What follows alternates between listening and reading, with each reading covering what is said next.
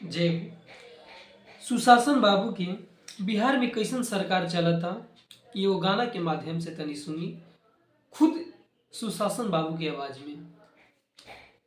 तो कहे के हम अरे बिगाड़ के अपने राज हम रखली है जनता, बिगड़ के अपन राज हम रखली है जनता, हम रखली है जनता जी, हम रखली है जनता, हम रखली है जनता जी, हम रखली है जनता, बिगड़ के अपने राज हम रखली है जनता, बिगड़ के अपने राज हम रखली है जनता।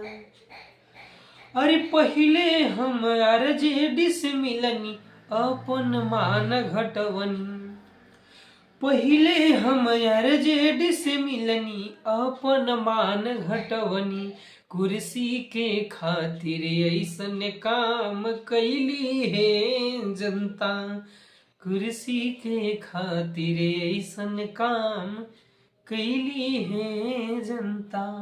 अरे हम कैली है जनता जी, हम कैली है जनता, हम कैली है जनता जी, हम कैली है जनता, बिगड़ के अपने राज हम रखली है जनता। एकता में शराब हटवनी, घूसखोरी खूब बढ़वनी, अरे एकता में शराब हटवनी, घूसखोरी खूब बढ़वनी, लूटे के खातिर ऐसन काम कैली है जनता, लूटे के खातिर ऐसन काम कैली है जनता, हम कैली है जनता जी, हम कैली है जनता, हम कैली है जनता जी, हम कैली है जनता, बिगड़ के अपन राज हम रखली है जनता, बिगड़ के अपन राज हम रखली है जनता। अरे पढ़ल लिखल दूध कारल जइबा, इहवा न कुछो पैबा, पढ़ल लिखल दूध कारल जइबा, इहवा न कुछो पैबा, अरे अब करला हमर बतिया स्वीकार है जनता, स्वीकार है जनता जी, स्वीकार है जनता, स्वीकार है जनता जी, स्वीकार है जनता, बिगड़ के अपन राज हम रखली है जनता, बिगड़ के अपन राज हम रखली है जनता। जय हो। देखिए अब मैं नीतीश कुमार बोल रहा हूँ, अब हम बुढ़ा गए।